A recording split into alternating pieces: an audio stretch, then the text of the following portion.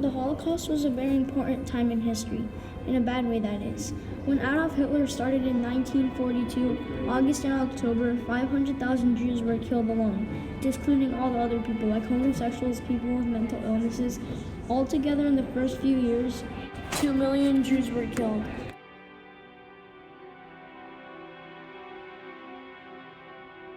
Henrich Himmler helped build hundreds of thousands of concentration camps from 1929 to 1945. They killed 6 million Jews, not all by himself, but he was still a major part of the Holocaust. Him and his party ruled for a really long time. It was really bad for the Jews. Not only did they kill the Jews, they also killed bisexual people and people with mental disabilities as a form of racism, not by skin color, but by gender and their actions. Henrich Himmler was Hitler's second most powerful man during the Holocaust. On January 6, 1929, Adolf Hitler appointed Henrich Himmler as the leader of the SS.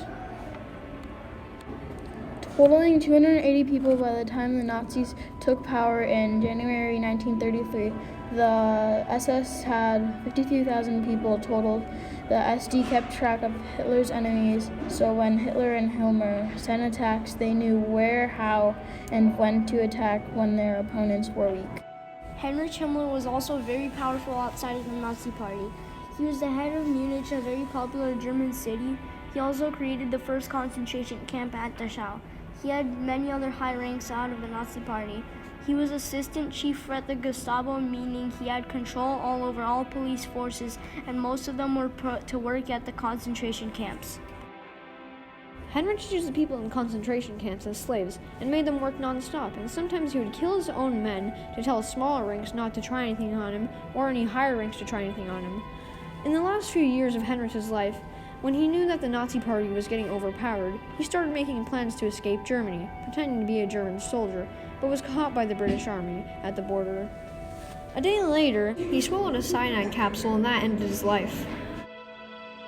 Joseph Mangle was born in March 16, 1911, and died February 7, 1979, also known as the Angel of Death. He performed deadly experiments on people from the Holocaust that they captured and treated them really badly. They also tried things that would kill them. The victims would be killed in gas chambers. He joined the Nazi Party in 1937. He was assigned to be the battalion officer in World War II.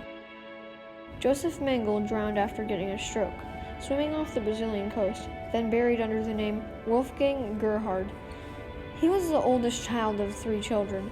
Their father was the founder of Carl Mangle and Sons company that made farm machinery. In 1935, Joseph Mangle got a PhD on anthropology at the University of Munich. On June 1941, Joseph Mangle was posted to Ukraine, where he earned the Iron Cross second class. Joseph Mangle was promoted to rank SS, meaning captain, in April 1943. His medical procedures showed no consideration for health of the victim. The question we started off with our History Fair project was how the Holocaust broke barriers. Our question changed when we presented it to our teacher because it was too general.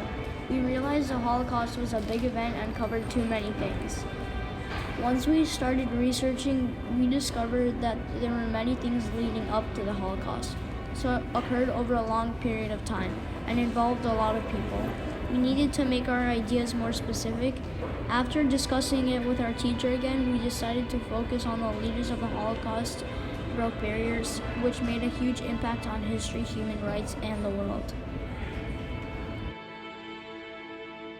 In 1921, Adolf Hitler became the head of a fledgling political organization called the National Socialist German Workers, aka the Nazi Party. The group supported German nationalism and anti-Semitism. By the end of 1921, Hitler had his own private army called the Sturmlinge. Later on, this came to Hitler being part of the Staffel, German for protective Eklon. Founded in 1925, it at first served Hitler's personal bodyguards, then later became one of the most feared and powerful organizations of Nazi Germany. Heinrich Himmler then became head of the Staffel and expanded the role and size of the organization. By World War II, the SS had more than 250,000 recruits/members and multiple subdivisions.